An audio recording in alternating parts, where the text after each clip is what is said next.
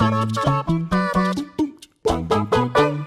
guys, what's up? It's me, Jules, here for WhatCulture.com, and I'm joined today by Sean. Now, Sean is a man who represents this lovely board game we've got in front of us here, Oracle's Civil War. Now, if you're wondering to yourself, Jules, what are you doing taking time out of your busy day of like deconstructing avocados from your hipster fridge? Well, I love board games. I love killing mice and rolling dice. And Sean here has got this game, and we're going to walk through today and have a little bit of a play test. So Sean, tell me more about this game. Like, how long have you spent developing it? We have been working on this game. I personally have been developing it for about 3 years. Right. 3 years ago, I was helping a few other friends on a different augmented reality project. At that time, I realized that would be really fantastic if we could incorporate augmented reality into board games. One of the really interesting things about this game that struck me straight off is the fact that it is augmented reality meets in a board game. Now, this is the thing, I'm very much of a tabletop fanatic. I play Warhammer quite an unhealthy amount. So to hear that there is a possibility that I will now be seeing battles unfold in front of my eyes and special things with my phone, I'm kind of blown away. How did you develop or come across the technology to make that sort of happen in this? Yeah, so a very interesting part about board games, miniature games, the ones that is about battles, is really the imagination of the players when two characters reach and they're in a battle condition. It's imagining, okay, now this is how they're reacting, they're raising, their axe. With augmented reality, we can really bring that into life. There are some augmented reality games out there, but you don't have any game that is sort of hybrid game where you could either play a mixture of physical miniatures with augmented reality creatures. So you literally can put your physical hand into a character, move it, and then it will reach a virtual character where it's not, setting fires and really making actions. That's really cool. I think that will bring the board games to a whole new level for people that would like to have a more immersive experience. I mean, you're seeing it, the trend sort of appearing in video games as well. There's a lot of sort of VR technology that's going on there, and a lot of things like the Switch is doing a lot of things with motion controls. It's always been a part of getting more physicality out of sort of reacting and getting more tangibility in it. So I'm really excited to see how this plays, but I can't really expect to play a game if I don't know what's going on, because I see taverns, I see dragons, I see what looks to be a very nice half-man, half-horse Centaur figure over there. So tell me, where are we and what is the point, like what's the battle focus of this game? So the story of Oracle's game is a story of a civilization called Partan, and two clans in it on each side. And the dark forces, that the representation of those dark forces are the dragon as well as Immortus. Oh yes, the two very, very characters. friendly looking chap over here. Yeah. There you go. And opposite to that, we have the good fellows, the superpowers Augustus and his dragon Stormcaller. And that they are here to causing these two clans going to war. And the objective is that we have the heroes that all sit on the side of the map. They have to move towards the enemy's tavern. That can be placed on your side anywhere as long as it is touching any green square.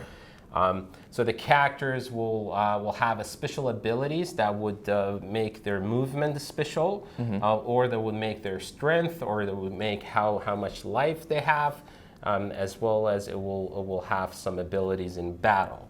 So their objective is to move to get the enemy's tavern, but along the way, you could decide to reach out for support of the superpowers as a sort of a sub-journey. You could also go through our chest to open chest.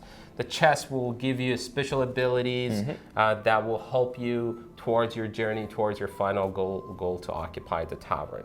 So really, the summary is that you have two clans going into war. The objective is to use your heroes, move towards the tavern, and along the way through opening chests and battles, you can get powering them up along the way. I mean, it looks like a combination of Dungeons and Dragons meets sort of like classic tabletop strategy, and now we've got the AR stuff added into it. So we're going to now see how this gets implemented into the actual main game. Yes, right? exactly. And we'll talk about how augmented reality in the actual map concept will work out.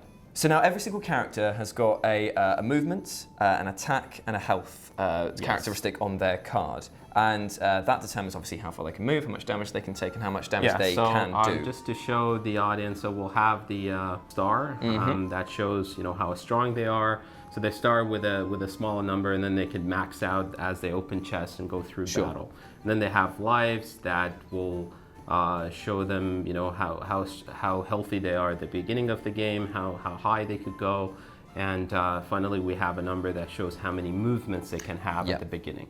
Behind each card, we would have the explanation of the rules for that character. Because every single character has special abilities and different uses on the battlefield. Exactly. And let's say if I'm the beginner and I would like to have the rules right in front of my eyes so I can follow it. So we use trackers that comes with the game, which are here. And as you put them in to track your health, Cool, so you can slide them on up both, and down. Yes, and you can see them on both sides. So whether you're an experienced player and you want it this side so you can see the character, or if you want to learn, or you would like to learn and have it so the trackers on both sides will show you. Now I can't stress how important it is that you've actually put trackers in the box that actually fit on your cards, because I'm a huge. Because I used to play Betrayal at the House on Haunted Hill, and the amount of times that the trackers would fall off would be infuriating. It would be a war amongst the players to actually get the ones that fit rather than anything else. So good, that's always a good start. So you guys got your good team here, and what we're going to do now is to use some of the AR to show the audience what they could be seeing as well as that. Yes, absolutely. So the AR seems to be the part that brings most of the attention to the game. And the way it plays out, so in the same app, the game can be played completely conventional without any AR feature. Okay. And that's a positive to us, is a very positive aspect of the game. So if somebody's not into technology, they just want board game because it doesn't have any technology and they could really play it, they could absolutely do it. It is as exciting as as it is maybe with the AR. But if somebody wants more immersive experience, so they could really use it as a sort of a mixed reality. Good. So they could completely eliminate all the chests in the game, and instead of the actual physical chest, we'll have AR chest in the game. Which I will show you here. So that's basically what you will see when you put it in. Okay. So you will start seeing, chests, creatures that will pop up in the game. So in the AR feature, you basically just open up a chest here, and then it will tell you the instructions. Well, that's just lovely. That was very pleasant. Yeah, I feel like we could all do a bit more. So that will give you the instruction exactly. Or let's say let's open this. So if one of the characters reaches to attack another characters, or comes from the other side, or this creature. This is also the AR creature, so we're going to actually make it Are these activate. all randomly generated as well? Yes, that's exactly, and that's another thing that is important, is that we are giving players the ability to play this game in different levels. Yep. So if let's say I have two kids, 8 and 10, Maya and Hannah, and when I want to play with them, I could set it up on an easy setup. Sure. So it is really easy. Every chest you open up has something beautiful, nice, and really exciting. Or you could play it in a more more complicated way, where you set up the game in a hard. So things will be really different, and that's another special ability that the AR can bring to the tabletop games. Beside more immersive experience, it really helps you to adjust the level of the game as well. So let's look at this one. So this is right now. This is a physical character. This is a AR character, and let's just have them. Let's have them attack. So as you see, so the experience you see. Imagine you have your VR glass on. Yeah. And it is a mixture of AR and VR. So you don't see, everything is not virtual. So you'll have physical elements, and those physical elements can interact and trigger the AR. So let's look at this other character. Let's look at our Centaur. Sure.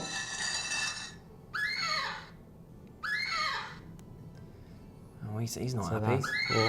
So that's how they would attack or look at the. And in addition to that, we have, as I told you, we have some elements in the game, like the tower, the House of Light. The superpowers. Yeah, and this is actually their wow, towers. you can see it in AR with a good amount of detail. Damn, man, that's gonna Or here. The architectural design on that's gonna cost a pretty penny. Yeah. So this is actually the House of Light, and this is let's look at this dragon too as an example. So this is really the idea. So the idea is that the AR would make it much more immersive, and it is a hybrid, so you don't have to, you could use a mix. Like we could have this, So there is a mode what we call Oracles mode. So only the Oracles will see these as special creatures. So the rest of the team, which we suggest typically this game would play the best, anywhere between 2 to 6 players. Yep. I could also accommodate an odd number of players. All right. So if there are, let's say, 5 people would like to play, they could easily do that as well, which is another advantage. Some games don't really let you play if you have an odd number. Yeah. And you could do a mix. So the way it works is that each team will have a leader. The leader will have the phones, and they would see these special, AR chests and abilities. They would be able to be like, okay, these are, watch out, guys, don't go here. Watch out, you have 2 left, you have a dragon, or come back for 2, there is a chest. I don't know, is it good or not, but let's give it a shot. I think now we need a chest. The team needs, something special. So you really can play it in so many different modes, and we look forward for the fans to tell us and for players to tell us what mode works best. What I really like about this in terms of the actual design of how you've laid out the teams is that every single person feels that they've got a specific use. So many games that you get, like I was saying with Warhammer and stuff, that you just have grunts, and the grunts are just like, they slog their way up and they just jam up the works for the enemy team. But here it's like, say if I lost Quan the Jumper, I'd be screwed because then I couldn't get over the river quickly if my other guys were being attacked. It's stuff like that where I can see this as being every single person is important, and I like games that make you feel the worth of your team. One of the good things about the game is we have a lot of dice. Yes. So if you're a fan of dice in a game, this is the game for you. So I got 4 extra dice from the last one, so I have literally 11. How many you have? I got 13 dice. Oh my goodness! So what happened? Yeah. Maybe I could pull it back. Here well, we go. Technically you should. Let's see. Oh, no. Oh, well, no. You have a lot of 6. Okay, so there. 2 sexes that cancel out your 2 there. 6. Got any 5s? I have any 5? Well, I'll give you a 5 here. Okay, I've got 1 there. I've got another 5. I'll give you another 5. No, it's not good for me. Oh, I got another 5. Good for me. It's not good for me. So another 5. Any 4s? Oh yeah, I mean the result is there we go. Yes, so I lost again. There you go. So then they get even stronger, and now it's tied up. So yeah, again, like you say, numbers are useful, but if you are lucky and have enough dice on your side, then yes, you can get there. So there we have it. We have gone through a few of the battle rounds and all of the different characteristics that make this game very, very special. But like I said before, if you want to get your hands on a copy of this, then you're going to have to go to Kickstarter, because there's different rewards and different tiers that you're going to bring it to Kickstarter in the new year, correct? Yes. In February, is that correct? Yes. Well, we have the concept as you see set up. We have the rule game, so we have about 90% of our physical game ready.